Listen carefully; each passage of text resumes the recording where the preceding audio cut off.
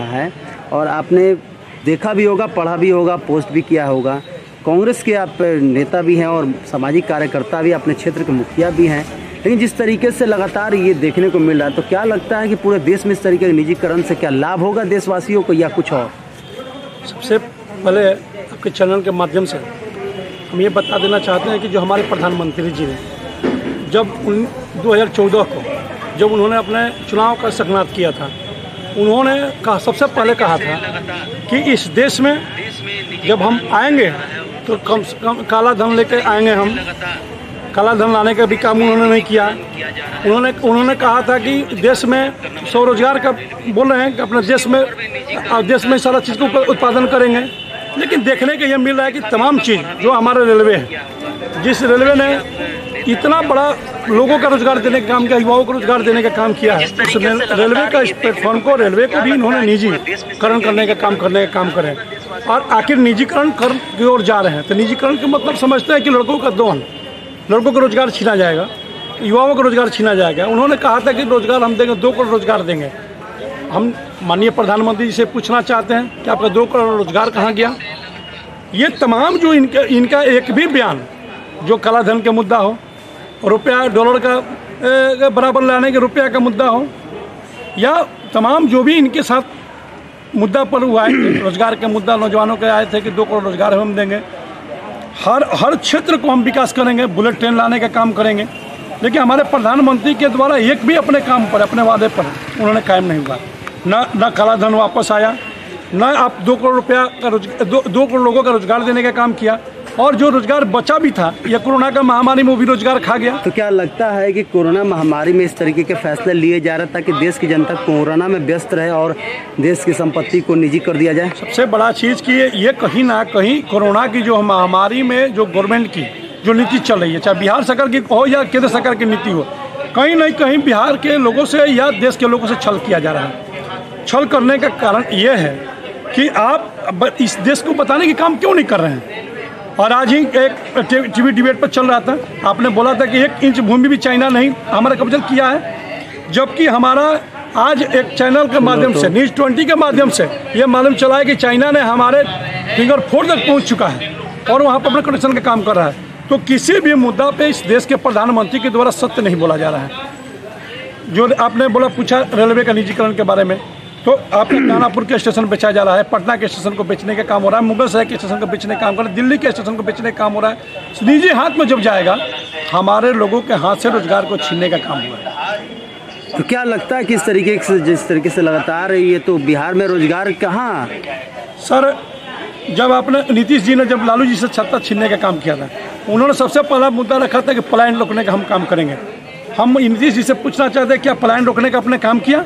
आज भी जो इतना कष्ट झेल कर मजदूर जो आए हुए थे इस कोरोना के महामारी में पैदल चल के 5-5 हज़ार 6 हज़ार 7 हज़ार किलोमीटर चल के आए थे, आज फिर मजदूर फिर लौटने का काम कर रहे हैं। सर, मेरा एक सवाल है कि विपक्ष की इतनी बड़ी पार्टी कांग्रेस पार्टी, इसके लिए अभी तक आप लोगों ने आवाज नहीं उठाया उस तरीके से। क्या पार्टी इसके लिए कुछ रणनीति बना रही है? चाहते हैं आपसे, आपके चैनल के माध्यम से पूछना चाहते हैं कि अगर उस हाथ को आप रोजगार दिए होते हैं तो क्या फिर वो मजबूर जो मजदूर है वो क्या फिर लौट के फिर मुंबई जाता, क्या चेन्नई जाता? क्या मेरे गांव में 2 दिन में 200 आदमी वहां से प्लान कर चुके हैं। एक गांव की स्थिति है, इससे सोच लीजिए कि बिहार में कितना गांव है, कितने लोग फिर प्लान करके यहाँ से बिहार से जाएंगे, इसलिए कि यहाँ रोजगार नहीं है। सिर्फ लोगों को छलने का काम किया है, रोजगार के मुद्दा पे छलने का काम किया है, पलायन के मुद्दा पे छलने का काम किया है। कॉलेज के अच्छा आपसे पूछना चाहते हैं क्या बिहार में शिक्षा की व्यवस्था है? क्या हमारे बिहारी छात्र बाहर में पढ़ने के लिए जाते हैं, BA करने के लिए जाते हैं, BTech करने के लिए जाते हैं, मेडिकल करने के लिए जाते हैं। अगर आप मेडिकल की सुविधा किए होते हैं यहाँ पे,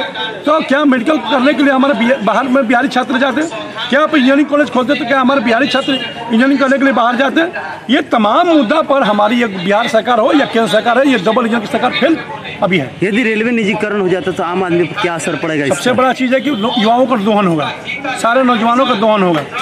आप जहाँ पर गवर्नमेंट के ये रूल है, श्रम में रूल है कि आप 8 घंटा तक मोटा मोटी कम से कम आप काम लीजिएगा, वहाँ पर जब निजीकरण की बात होगी तो कम से कम 12 घंटा 14 घंटा निजी कंपनी उनसे काम लेगी।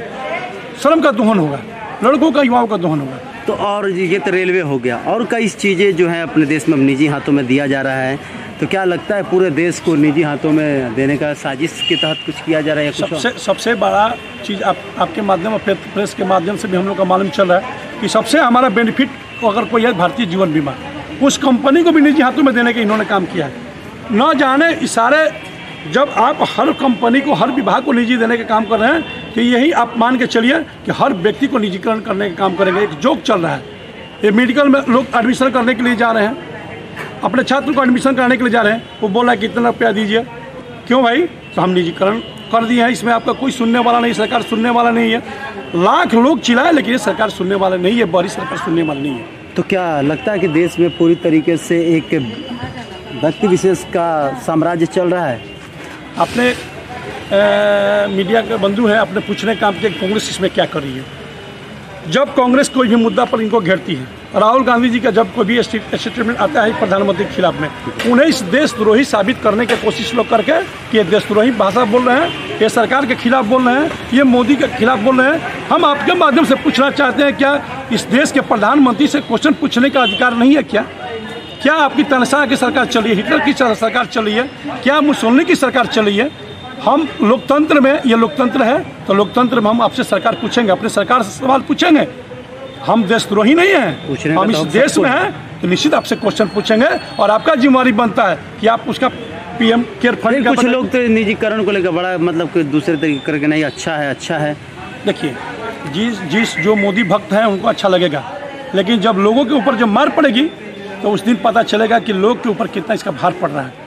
कई देशों में, दूसरे देशों में देखा जाए तो प्राइवेट संस्था ही नहीं है, लेकिन भारत जैसे विकासशील देश में इस तरीके का होना क्या सही मायने में यह सही निर्णय है या कुछ? सबसे बड़ा चीज़ है कि ये गवर्नमेंट आज 6 बरस हो गया, इस गवर्नमेंट का, गवर्नमेंट किस और काम कर रही है पता ही नहीं चल रहा है। इस सरकार का बस एक ही पॉलिसी है, पाकिस्तान और चाइना, मीडिया पे पाकिस्तान और चाइना, और बस उसके अलावा इस गवर्नमेंट के पास कोई पॉलिसी नहीं है, कोई विजन नहीं है कि लोग उस गरीबों के बारे में सोचे, कुछ छात्र नौजवानों के बारे में पूछे जो बेरोजगार प्रत्येक दिन यहाँ कितने प्रत्येक साल में बेरोजगार होते जा रहे हैं नौजवान, उसके बारे में सोचे। क्या लोगों को अपना विचार बदलना चाहिए? क्योंकि जिस तरीके से लोग चाहिए वो, तो क्या लोगों में नहीं देखा जाता है कि आप हमारे यहाँ के लोग इस तरीके से सोच बदलना चाहिए? मनोरंजन तो देखने को मिलता है टीवी के माध्यम से, मोर के साथ खेलते हुए, मोर के साथ उनका खिलाते हुए।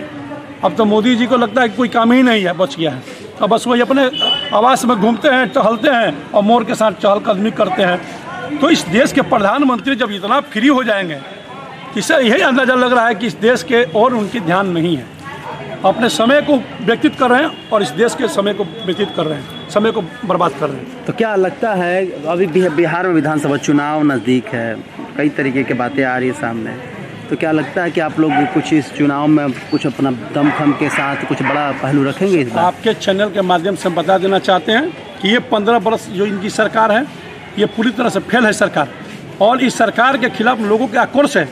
अगर नीतीश कुमार जी को छोड़ दिया जाए बिना फोर्स के, अगर जनता के बीच जाने के लिए, तो शायद ये, हम तो ये धमकी वाला नहीं, उनसे विनती कर रहे हैं कि जनता इनका इतना प्रतिकार है, जनता में इतना क्रोध है कि ये घूम नहीं सकते हैं, इनके विधायक नहीं घूम सकते हैं, क्षेत्रों में घुस नहीं सकते हैं। इसी से अंदाजा लग सकता है कि लोगों में कितनी आक्रोश है इनके प्रति, इनके सरकार के प्रति, उनके विधायकों के प्रति।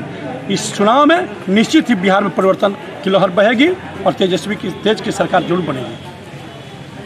जनता को क्या संदेश देंगे जाते जाते 300? हम जनता को ही संदेश देना चाहते हैं कि आप कम से कम मोदी का जो भुलावना है, मोदी का जो जादू है, उससे आप निकलिए और असली पहचानिए कि जो आपके लिए काम किया हो, गरीबों के लिए जो काम किया, नौजवानों के लिए जो काम किया है, सारे लोगों के लिए जो काम किया, सर्विस होल्डर लोगों के लिए जो काम किया है, किसानों के लिए जो काम किया है, उस सरकार को पहचानिए। उस सरकार को, ये सरकार ने देशद्रोही पार्टी घोषित करने का काम किया है। इसलिए आपको कहेंगे, सारे आपके चैनल के माध्यम से लोगों के बीच अपील करेंगे कि कम से कम लोग समझें कि आपको किस ओर ये सरकार ले जा रही है, देश को कहाँ लेकर रास्तातल में जा रही है, आपको जानना पड़ेगा। इस सारे लोगों से निवेदन करेंगे कि आप आने वाले चुनाव में ये जो डबल इंजन की सरकार है, इसको बताने का काम करें और इस चुनाव में निश्चित इनको